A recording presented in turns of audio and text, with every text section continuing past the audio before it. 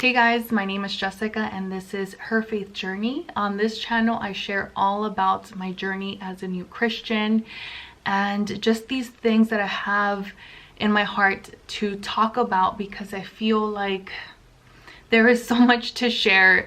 On this video, as you guys can tell by the title, I'm going to be talking about wives submit to your husband, and this is actually a part 2. I had a video posted last week. I'm gonna go ahead and put an iCard up here if you guys want to check it out. That I feel like I could have just said so much more, and I had so much great feedback that I decided, you know what, I'm gonna make a part 2. But I want this video to be more helpful, so I'm gonna give you guys some tips as well for the wives out there on how to submit to your husbands. But before we get into that, you guys, if you have not subscribed, make sure you subscribe. And if you find these videos at all helpful, if they speak to you, just make sure that you subscribe and turn on your notification. It makes a big difference on this channel if you guys are just interacting, right? So like I said, I do have some tips for you all, but I wanted to explain this just a little bit better, go into a little bit more detail and just tell you guys some things that I've been taking notes on, and also some things that I've been reading up on, because there is a very big stigma out there for the word submission. And when you think of that word, a lot of people think of like slaves, or like someone is not getting treated fairly. And I found that in the biblical context, that word does not mean that at all. If we take it back to the origin, submission, the word submission has a Latin origin which means under. I'm just moving you guys back a little bit because I felt like it was all up in my face. But the husband is supposed to be the head and the female is supposed to be the body, right? And we need both to work. We need both parts to be functioning so that when we become one, right? I think I brought up this verse in my last video. Mark 10:8 says, and the two will become one flesh. It's also in Genesis. Genesis 2 verse 24 says, this is why a man leaves his father and mother and bonds with his wife. They become one flesh. And it's also in Ephesians. This is chapter 5. That's 5 verse 31. For this reason a man will leave his father and mother and be joined to his wife, and the two will become one flesh. So basically, when we become one, we're supposed to be working together. There are so many verses out there, but I feel like Ephesians chapter 5 has a really good explanation of this. So I'm gonna go ahead and just read that to you guys. If you guys want to open up your Bible and read it with me, I'm gonna go ahead and put it up here too. So this is chapter 5 verse 22. I'm gonna go ahead and read all of that, which is just the ending of the chapter. Wives, submit to your husbands as to the Lord, because the husband is the head of the wife, as Christ is the head of the church. He is the savior of the body. Now as the church submits to Christ, so also wives are to submit to their husbands in everything. Husbands, love your wives, just as Christ loved the church and gave himself for her, to make her holy, cleansing her with the washing of water by the word. He did this to present the church to himself in splendor, without spot or wrinkle or anything like that, but holy and blameless. In the same ways, husbands are to love their wives as their own bodies. He who loves his wife loves himself. For no one ever hates his own flesh, but provides and cares for it, just as Christ does for the church, since we are members of his body.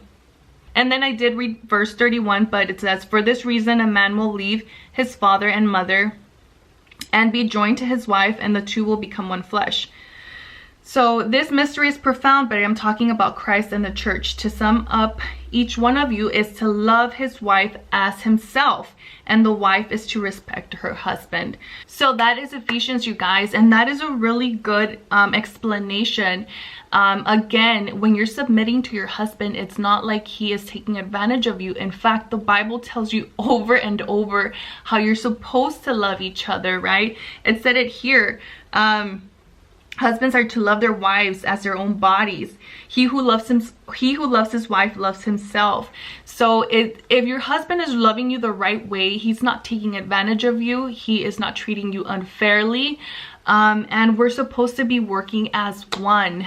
So I just wanted to pull up another verse that tells you how to love, and I'm pretty sure a lot of you guys are very familiar with this one. This is one of like the popular ones.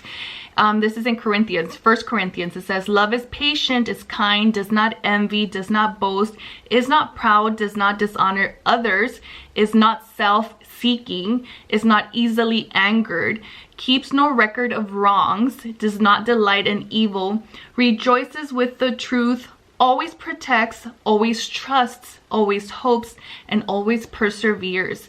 If you're submitting to your husband, it should be easy if he's loving you the right way. It should be easy. It shouldn't be something that I feel like I'm giving up my rights or anything like that.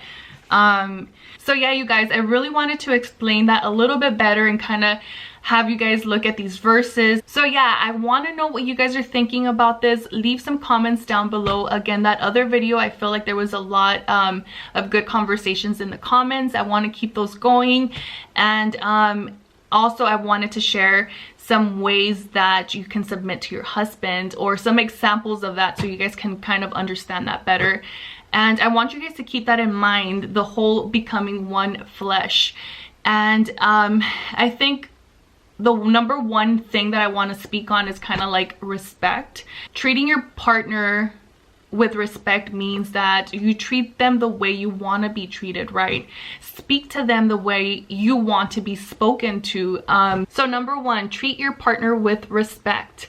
And you can show respect in many other ways. So that one can kind of have like subcategories, I guess you could say. But for instance, like making decisions, right? You shouldn't be making, especially when it comes to like big things, decisions without consulting your partner, right? If you want them to have the same respect for you, you would go to them when you're making a big decision. Making decisions is something you guys should be talking about, and respecting what your partner has to say. Hearing out if there's something that they're not agreeing with, and you still want to go forward with it. I think it's always good to talk it out. Again, submitting doesn't mean that you're giving up your rights, so you should be able to talk about everything and come to an agreement together. So something else would be like money. Money is a big thing in relationships. So money can be a big problem in relationships, especially if there is a partner that is more of a spender and another one that is more of a saver. Again, this is where you guys have to respect each other and talk about it, and make sure that you guys are coming to an agreement. It really makes a difference when you guys talk about it. Communication, right? You guys are supposed to be one, so it should be something that you guys make it very clear. How much can you spend? You know, can I spend on this?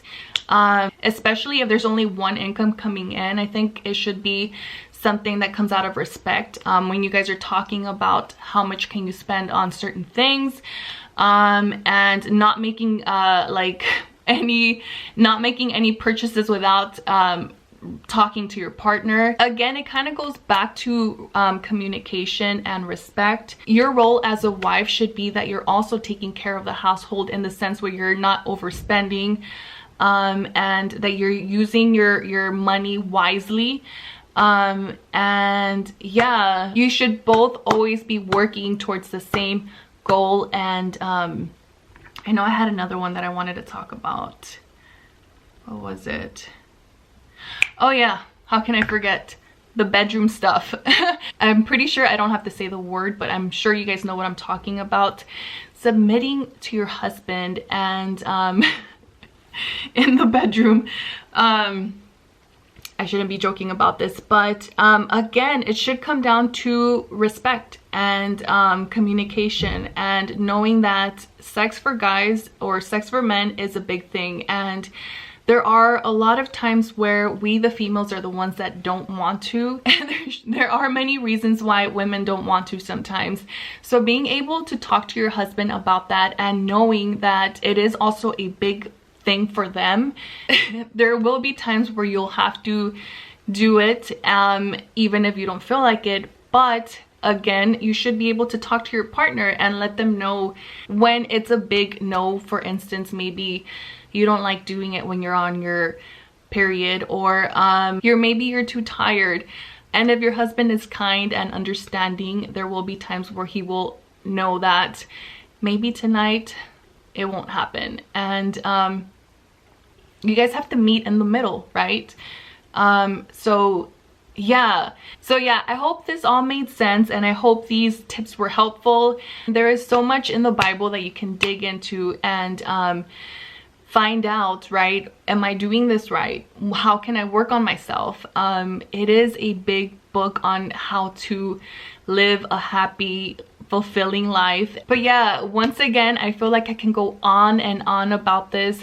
If you guys want me to continue talking about this topic, I think I'm gonna go ahead and leave that on my first comment. Just make sure you leave a thumbs up, and I can probably make another video on this because I feel like there's so many different aspects of this one topic that I can go into. So if you enjoyed this video and found it helpful, make sure you give me a big thumbs up. And I guess that's it. Stay blessed, you guys, and I'll see you on the next one. Bye.